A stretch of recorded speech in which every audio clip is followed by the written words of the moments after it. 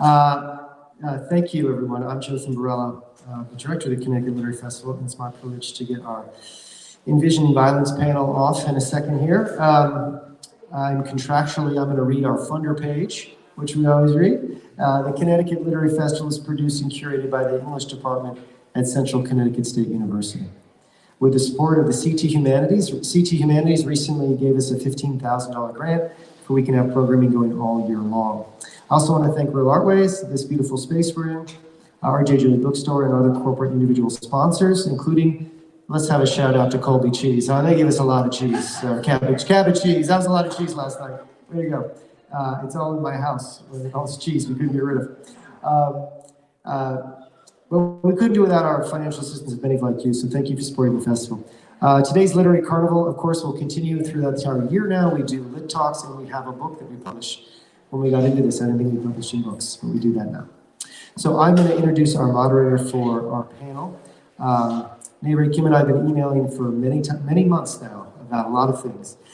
She's an assistant professor in residence at the Asian American Studies Institute at the University of Connecticut in Storrs, and her research examines 20th century non-imperial exchanges between South Korea and the United States. Through both, which nations began to reimagine ideal citizens as subjects exhibiting transnational sensibilities. Welcome and take it away. Thank you so much for that introduction, Joseph. And welcome to this panel, Envisioning Violence. As introduced, my name is Na-Rae Kim, and I wanted to open up a space to think about writing and violence and art and what it means to write in the time of violence together with three extraordinary writers today. So I'm going to begin by introducing our writers. First, on my left is Monica Ong. She's a visual poet and the author of Silent Anatomies, selected by Joy Harjo as winner of the Core Press First Book Award in Poetry. A Kundiman Poetry Fellow and graduate of the Rhode Island School of Design, Ong innovates on text and image to surface hidden narratives of women in diaspora, blurring the boundaries of art and literature. Planetaria, her current exhibition of astronomy-inspired visual poetry, debuted this summer at the Institute Library of New Haven and will travel next spring, to the Poetry Foundation in Chicago. In 2021, she founded Proxima Vera, a micropress specializing in fine press visual poetry editions and literary art objects, many of which have been acquired by institutional collections and museums nationwide. Based in Connecticut, she serves as the user experience designer at the Yale Digital Humanities Laboratory. And next to Monica is Na-Rae Saysourinho, who's a writer, literary critic, and visual artist. In addition to the Adina Telf Goodman Fellowship from One Story, she has received fellowships and scholarships from Kundiman, the Writers' Grotto, the Mendocino Coast Writers Conference, and Tin House. She was a Rona Jaff Fellow at McDowell in 2020 and is a Berkeley Fellow at Yale. Her writing was a recent prize winner at the Tucson Literary Awards and has been published or is forthcoming in Canyon Review, Plowshares Blog, Cora, Fairy Tale Review, and elsewhere. And last but not least is Quan Tran. Quan is a multilingual poet, writer, scholar, educator, translator, and photographer based in Connecticut. Her creative musings attempt to capture fleeting moments in everyday life. Her poems have been published in Troubling Borders, an anthology of art and literature by Southeast Asian women in the diaspora, a Vietnamese literary site, www.damau.org, and the Rice Club. She self-published Impermanence, her debut chapbook, in 2020. So I asked the writers to begin by inviting them to share their work and also to talk a little bit about their thoughts on violence, pandemic, and writing. You can talk about whether your particular works engages violence or how you are thinking about violence in general during the pandemic. So let's begin, Monica. Hi, good morning. First, I just want to say thank you to Na-Rae for creating this wonderful gathering to have such nourishing conversation, and I'm really grateful to share this space with Na and Quan, so thank you. This morning I'm going to share a visual poem called The Daughter's Almanac, and I wrote it actually shortly after the shootings in Atlanta. And I'm the daughter of a hairdresser, and I thought a lot about growing up and helping my mom at her salon, and the ways in which my father would always come at the end of the day to help her close up, and I think all the things that we would tend to just kind of push down, and how during the pandemic and these incidents kind of brought them back out again, and how the writing process really helped me to try to imagine, a different narrative that we can move forward into. So this is called The Daughter's Almanac. On this day lies a history that was never written for me. When will we no longer need to look back, not have to don the garments of ghost and grave, nor the old wounds that wear us down in calendar fictions, our lives ticking away on another man's watch? On this day, I choose instead to pencil in the marvels I'm here to set in motion. With each flutter of my finger, the trajectory of our shared arc, and the blade of my gaze, my gaze. Perhaps today these hands will tend the root of a tree, emerging in my granddaughter's mind as she searches for me by the river of a new earth. I'll pass along my sun-kissed fruit and the nectar of rubble-born blooms. Tell her, it is your tide that calls the moon. Perhaps today will be the birthday of someone new, someone who will not wait, but dares to decide with the heft of both lung and leg. Someone who realizes that the scarecrow is just deadwood and hay, that we don't have to be corn or crow, but a story that can move out of strata across suns, flicking its tail to tip the sky. On this day, I predict that everything is going to change. I am making invitations for the homecoming we never had, foiled with stardust, each letter of your name spelled correctly and hand-pressed into velvety kiss-cut paper, as though today were a holy day, curling its lips beneath your fingers.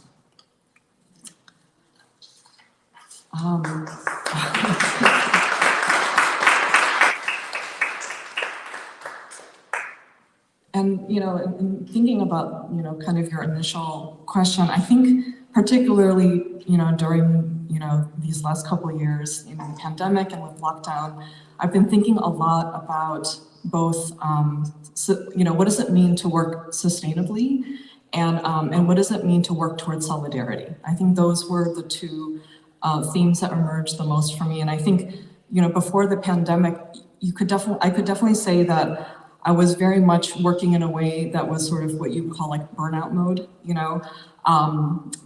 really, kind of going into excessive amounts of work and with sort of like not enough, narratives in my mind. And I realized that during the pandemic, I needed to shift my way of working to focus more on sustainability. What does it mean to heal together and to heal in community? And I think also, supporting, thinking about ways to support others.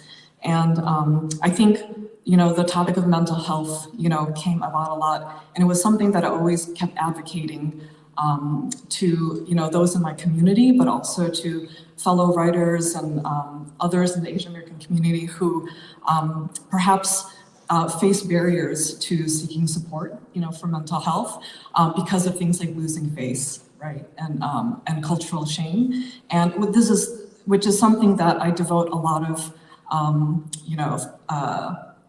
that my first book, Silent Anatomy, is focused quite a bit on. And so, I think that was something that was a very strong theme. And I think the other aspect, particularly in the face of all this violence, was thinking about how to create solidarity across communities and collaborating with artists from other communities, particularly, I live near Bridgeport, and, I've been really trying to reach out to, artists like, sorry, I'm kind of like getting nervous. Trying to think about how to create solidarity,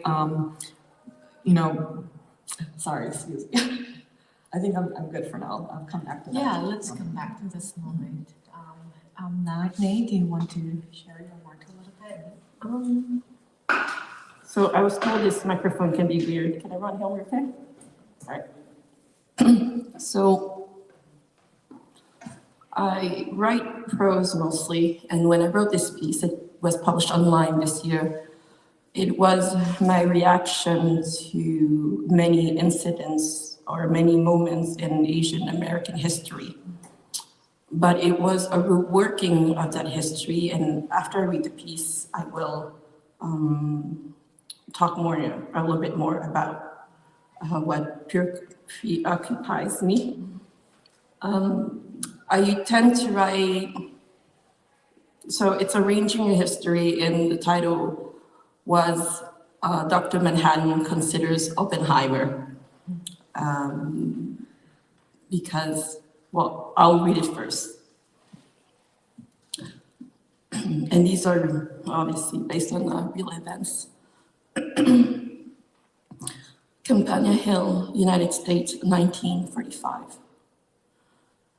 You stand there, Oppenheimer, amused by the Italian physicist who wonders out loud if the gadget will destroy the state of the planet. The project director yells at him for scaring the soldiers who are already terrified, but the mood in the shelter is festive despite the enormity of what you are about to do. Here you are with your colleagues, a safe distance away from the test site, away from the nuclear fallout. We could all die, laughs the Italian physicist. A dud, replies the Harvard physicist. 18 kilotons, predicts another. 2, the gadget explodes successfully, and a moment of silence amidst the cheers and applause for the scientific breakthrough. You quote a Sanskrit poem under your breath. In other timelines, the poem changes to Latin, to Greek, even Aramaic, but the gadget never changes. In every timeline, it annihilates life. In every timeline, oleander blooms again, first flower of all flowers.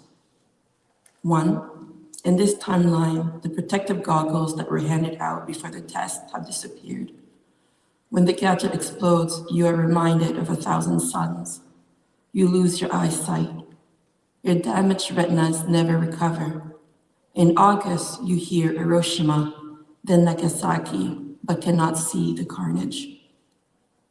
Highland Park, Michigan, 1982.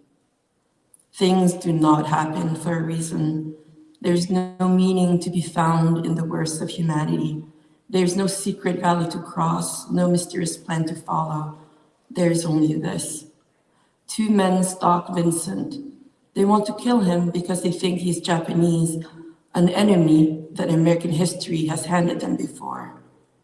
There is no meaning or depth to their hatred.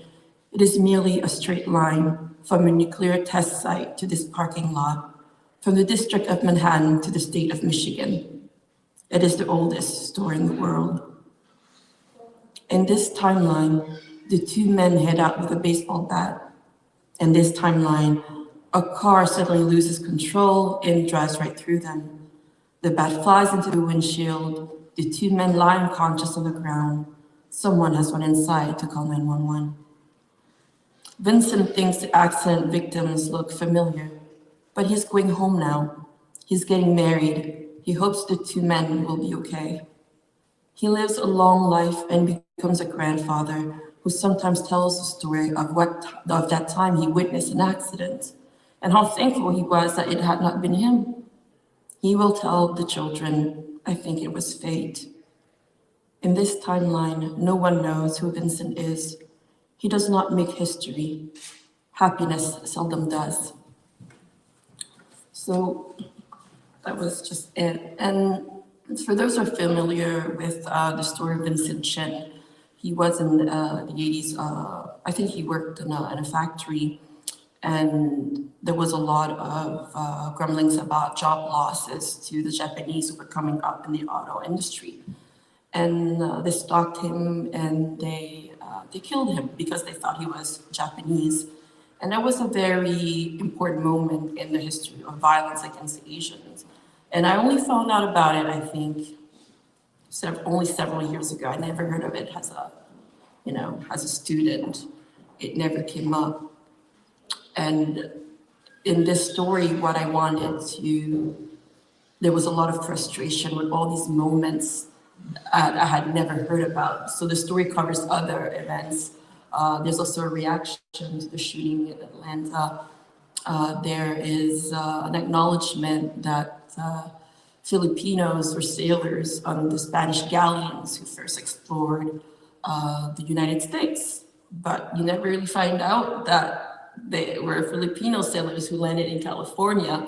And these, it's especially if you're not an Asian in California, if you're outside of California, you don't have access to that kind of history in the same way. And my preoccupation with history and violence is just the sheer scale of the violence, not the act in themselves. That yes, that's always horrifying, but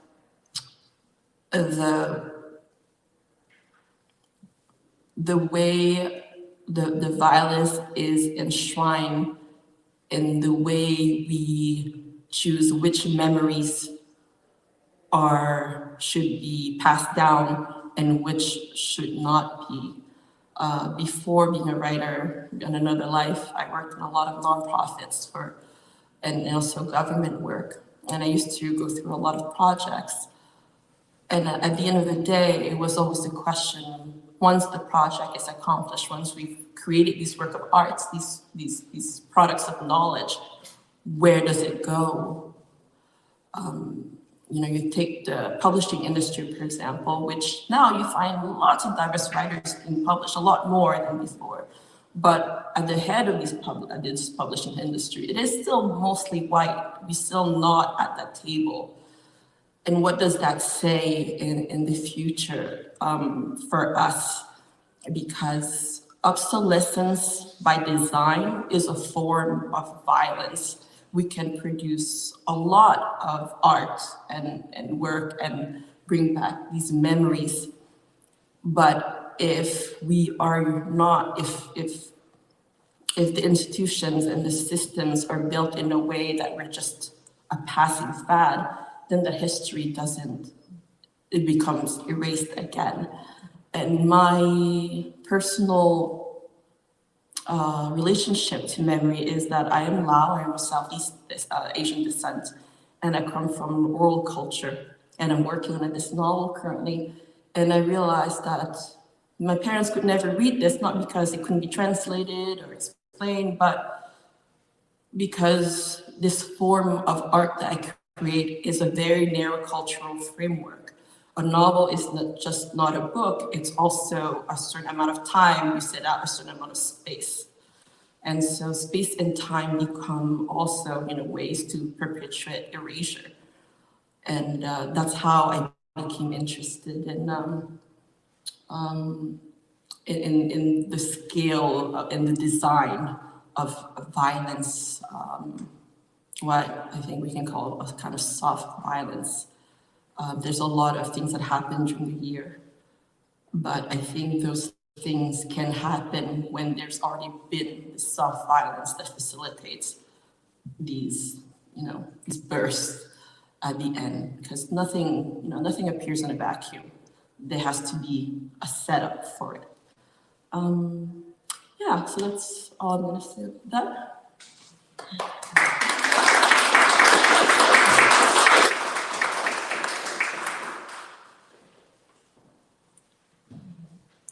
Hello, everyone. Thank you so much, Na-Rae, for inviting all of us here today, and it is my honor to be in the company of Monica and Na-Rae. I will share this poem that I written sometime between March and April. And it is in response to, and I'm so glad I went after you, Na-Rae, because you mentioned soft violence. This is, the kind of ubiquitous violence that one encounters as someone who's marked different and someone who is carrying and embody all different sort of symbols, right? That hatred in March and April seem to wage on. And during that time, I had a very difficult time just trying to reckon and think through it. And I was very paralyzed in my thoughts. And so I sat down and I just thought about this one line that seems so innocuous, I think, but it is a form of violence, and a violence that is imposed by the asker, but it is also a violence that I wanted to get out of. So writing this poem that I'm about to share was an attempt to. And the poem is called, Where Are You From? Since you want to know, let me tell you. I descended from a sea dragon and a mountain fairy, whose union birthed a heroic people, whose legacies run through my veins, whose histories reverberate worldwide. I come from a humble house in the countryside, standing near a winding canal with the thatched roof and a dirt floor, the former leaks and the latter floods whenever the monsoon pours. I am born from parents and grandparents who toiled from dawn to dusk on the fields and in the factories to buy me notebooks and uniforms so I can attend school in the city. I am from a war with many names, from forests stripped naked by chemicals, from bomb craters that pockmarked the earth, from unexploded ordinances that still maim limbs long after the war was over. I am really from the belly of a fishing boat, setting sail from a place of oppression in the middle of the moonless night, braving police, pirates, and unforgiving waves in search of a shore of freedom. I hail from a land of broken dreams, where the past still haunts the present, where the future is held at gunpoint hostage, where justice remains elusive, where people continue to march on the streets. I am from a small plot of garden, sprung to life during the pandemic. It smells heavenly after the rain. Lush vegetations reclaim one's barren land. Different shades of green heal wounded souls. I am from a place of compassion, where smiles illuminate the wide open sky, where helping hands uplift downtrodden spirits, where kind words and deeds restore dignity, where every life form has a chance. Now that you know, tell me, where are you from?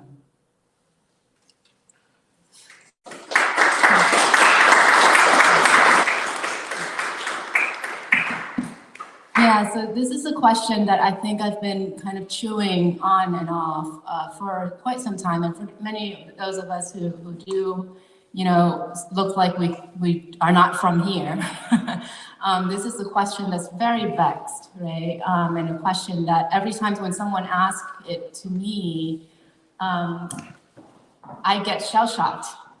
And I couldn't formulate a response right away. And then coming back, thinking, oh, I should have said this, I should have said that.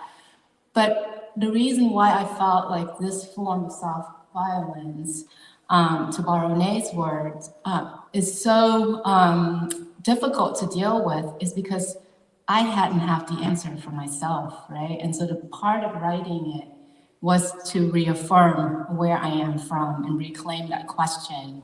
And turning it around so that it's not a question that closes door, but perhaps a question that can reopen doors that have been slammed shut. And part of what I think that our prompt today is to think about writing in moments of violence. I think violence is a form of destruction, right? But at the same time, violence can also give birth to new forms. And I think I think that's the question of sustainability as well, Monica, you mentioned, because you can't dwell only in these kinds of pain, right? You have to find a way to renew yourself. Otherwise, those forms of physical, psychical, emotional violence then take a hold of you and define you for in those terms. But if you can turn it around, or I think I attempt to turn it around, I think there's an ownership, right? And there's a way in which that reclamation process really lift one up from those moments of paralysis and moments of not knowing or feeling helpless. And so those are some of the things that, I think the pandemic, anti-Asian violence, but also just trying to be a human in this very, very difficult and contentious world right now, right? Is how do we acknowledge the violence, but also use that as also our way of redefining ourselves. Thank you so much for those wonderful readings and your musings.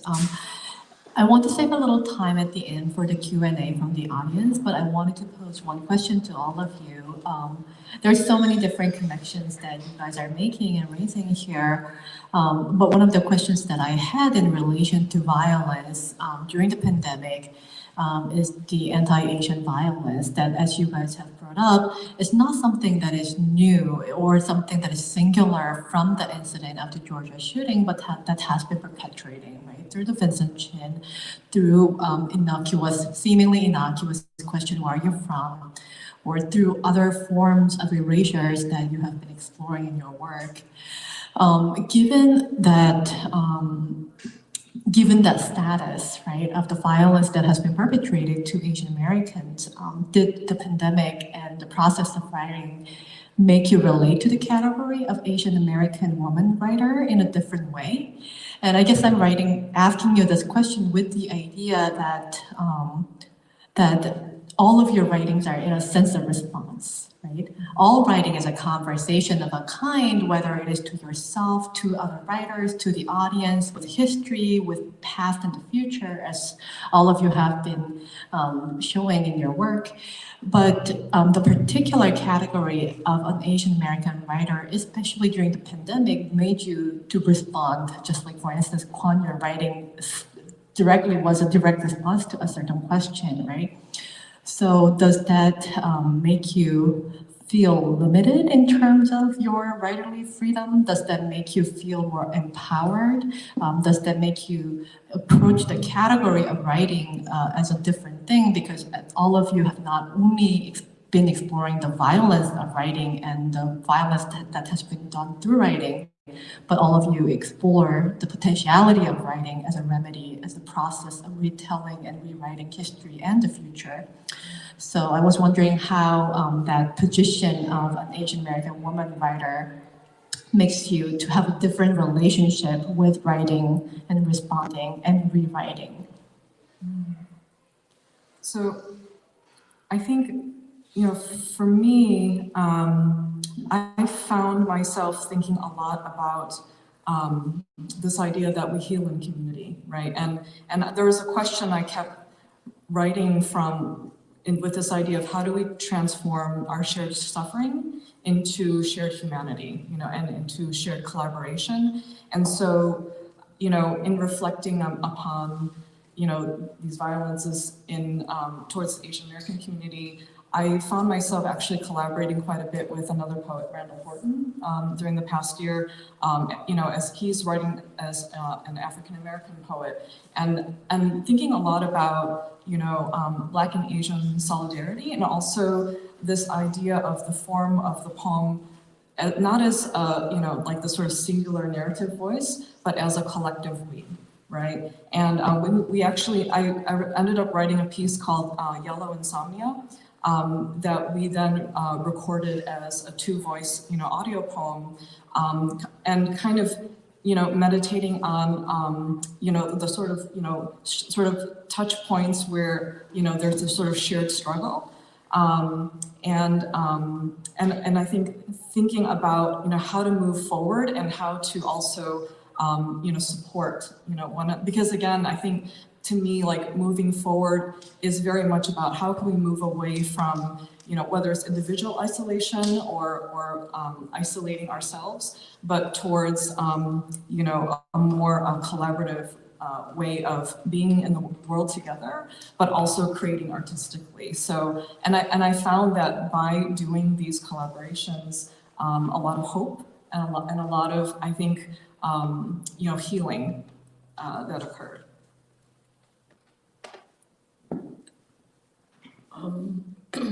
So I cheated. I'm actually born in Canada. I slipped to the border. The Asian American is a really huge term. I mean, it has its history, at Berkeley, but I mean, you think of Asia and it's a huge continent. You have South Asians, you have Southeast Asians, you have Pacific Islanders. And, we're not a monolith. And this comes through in moments like these. We want to show unity. But there's also real class issues. When we talk about violence, I often talk about resetting the clock. And resetting the clock is as simple as, someone who says, oh, have you discovered the new Cambodian restaurant in town? You just reset the clock on the Cambodian community by saying you discovering it. And the reason I bring class up and violence is it's interesting because we're talking about reaching out to communities, and I think the African American community absolutely did the groundwork that we could pick up from. I think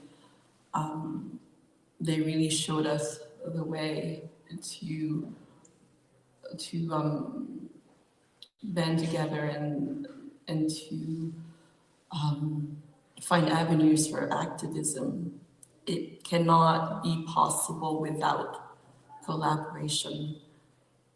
And this is where also class comes in for the Asian American community. We came here in waves. Southeast Asians, we came later. We came after the Vietnam War. Laos, so for us it was a secret war. Talking of some violence, calling a war secret, a war that lasted 9 years. It's kind of absurd. I mean, you have to appreciate the absurdity of calling a war secret when you've been bombing a country for 9 years nonstop. But we came here later, and the class issue comes in when you talk about things like the prison system. There's a lot more Southeast Asian people who end up in prison because when we were resettled with very little financial means, sometimes no language skills at all, and no help at all. And we were part of the prison, of the school to prison pipeline. And right now, if there's wildfires, several of them will be fighting the wildfires and will be deported after they're done, after they have helped the country fight these fires. Not to say that they haven't, they pay the price. So when, an Asian American woman writer is to be in a very specific position of privilege, in that we have access to platforms and circles that a lot of our community doesn't, especially as a Southeast Asian woman. And, to be able to speak of these things. And I'm struggling with it a little bit, to be honest, because there's all this terminology that we're supposed to get right. There's this idea of purity and activism sometimes that is divided by class. And those class divisions are exploited by people who want to divide us. And if we don't take that into account, we will be easily divided. You think about the affirmative action issues at Yale, for example, whether, Asians have too much access to elite colleges or not. And it seems like it's a small abstract thing, but that's how you divide a group. That's how you divide the Black community and the Asian community, by saying, look at these people, they came later and they got more than you. It's easy because we cannot turn a blind eye to our own internal conflicts. And I think this is the right time for us to really assess where we are in the country, in the history of the country, where we are not just in big urban centers, not just in San Francisco and New York, but a lot of us grew up in smaller places. And we have to be able to reach there too. We cannot just, stick to platforms where we are always amongst our peers. And that's been something that I've been struggling with a lot. I had with how do we reach out to parts of our groups that don't come to these things, who are living next door to these issues. I think I lost my thought. Thanks for your question, Na-Rae. I think it's interesting. As a writer, I don't write immediately from the perspective as an Asian American. And the starting point for me is just a Vietnamese American. So there's specificity to that, right? But what was really interesting is that, and it's temporally and spatially specific as well. So during the pandemic and in the context of anti-Asian hate and violence, suddenly I felt that my writing was very much preoccupied with this Asian American category. Suddenly my sense as an Asian American woman is so heightened, right? Because externally it's being defined by the media, by these hateful acts. That particular identity come forward and took up the voice that wrote this particular poem. But I wouldn't say from my own writing that is something that is a consistent voice, right? And I think that's something that we think in general when we think about the category of Asian American writers. There's, I think from the external, there's a lot of pigeonholing. Like, you should be writing about a particular kind of experiences, right? Or you only have the authority to write or speak on these topics, or you're tapped to kind of be the response to whatever that is ongoing in the media, and not really taking our works for the things that we have always been doing, but which is different cadences, right? So I write as a mother, I write as someone who gardens and finds inspiration in my garden. I write, as a commuter, on my hour commute to work. And I write for myself, right? And so I think the question of categorizing is a part of, on the one hand, I think it helps, elicit the kind of commonalities that we could create in terms of coming together in community. But then there's also the danger in that, right? That it has the flattened kind of defining way. And then on the other hand, right, it is about finding that solidarity. It is about being a part of a much larger response. So for me, it's a category. Asian American writing is a category that is not fixed. That's always fluid, and that it is defined by multiple kind of angles and instances, rather than something that is easily defined. Yeah, thank you for the wonderful conversation. I want to open up the floor to questions. If you have any questions, please pose it to the writers.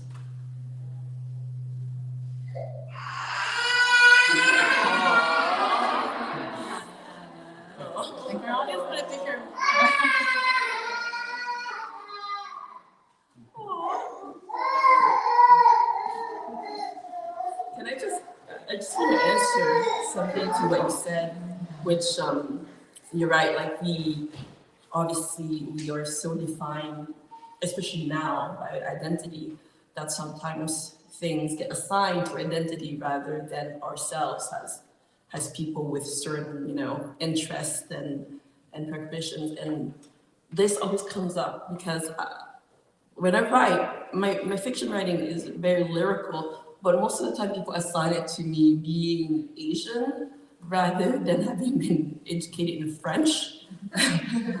And it's always the assumption that it's my Asianness that defines it. And there was a really good essay, I need to find it, I'll send to you, When My Authentic Is Your Exotic. And it's this South Asian writer who spent 5 months debating whether she should add a mango in her story or not, because she didn't want to fall prey to, the idea of, oh, South Asian women wear saris and we eat mangoes. And so she struggled with this idea because she also looked at the covers of books written by South Asian, and they were like all mangoes. And she's like, what am I gonna do? And at the end, she decided to put it in because she's like, it's summer, we eat mangoes. I like it. I eat mangoes in the summer when it's hot. And so she ended up putting it. But the struggle, I think we can all recognize is whether, I think her title says it, when my authentic becomes your exotic. Yeah, it's just to answer that. Yeah. Yes. I'll ask a question. In terms of the violence that's happened in the last few years, how has that shaped or changed the way you see yourself as an artist, as a writer, and I guess, how much responsibility do you take on to do some of that work?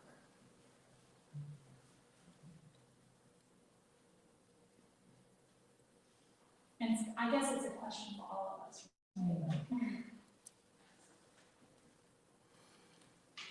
So when I think about the work that I make, it's very much like visual poetry. So it's work that takes place both on the page, but also in gallery spaces. I also write about primarily from this place of, kind of the Trojan horse of writing about science, but then as people come into the collection, then slowly revealing, these like very personal stories. And what I love is when, for example, at an exhibition, is when the space is filled with folks from across, cultures, but also poets, scientists, medical humanists, right? And so to me, I always think about how can this writing or this experience be an occasion to get more people out of their bubbles and just be together, in terms of how can we create spaces across boundaries of discipline, race, gender, and class, because, the more occasion we have to practice being together, getting along, learning to understand each other's stories, I think we inch, closer and closer to that sort of shared human experience. And particularly with this latest series of Planetaria, I tell people, it's poetry based on constellations. But what they don't realize is that none of the constellations I talk about are Western constellations. They're all from the Chinese night sky. And they're also constellations written from a female perspective too. And so in a way, to me, writing from kind of introducing it as writing about science is a way to kind of keep a very broad door open to welcome a lot of people in, but then in the intimate space of the poem, be able to have a very personal and intimate conversation with the audience that hopefully writing as an Asian American person expands their understanding of these kinds of concepts. Well, I mean, so one thing that, I grapple with, right, is that to your question about, what is our responsibility or the responsibilities of writer in a moment like this and emerging out of it, right? I think part of that is being the documentarians of the moment, right? And I think there's a tendency to forget, and it is that forgetting that is cyclical that leads to, again, these cycles of violence, right? And so a simple part of that is to be a writer, Asian American or not, in a moment in time like this, is to be a chronicler, right, of what happens in our lifetime. And anything beyond that, I think it would be wonderful to have work written and created that can bring communities together, right? And I think at the utmost sort of sense of satisfaction is that your work will be able to do that. But that is also a very huge responsibility, right? And that's the kind of responsibility that we don't ask other writers who are not marked by this moment to bear. And so in some ways, I think the writer can also be privileged to say that that is not my responsibility. Right, and I think that is a standpoint that is a little bit harder to chew on, but I think that resistance is also to say that there are things in my work that is beyond this moment or outside of this moment, and I don't want to only be associated with this moment type of thinking. But I think we're all, as people in this pandemic time, are marked very differently, right? As we're trying to think and reflect on how that's changed us. So I can't really see the future in that sense, and I don't know what my work will be. But I hope that it's just by way of writing, by way of articulating myself in this moment, it provides a particular, someone picks up a poem and reads it, it can connect with them in that way. So, yeah. Thank you. Due to the time constraint, let's end the panel here. We will be still around, so please let's continue the conversation outside of this space. Thank you so much for coming, and thank you so much for opening up the space for us to share our thoughts and work, and to at least briefly create a collaborative space together. Thank you.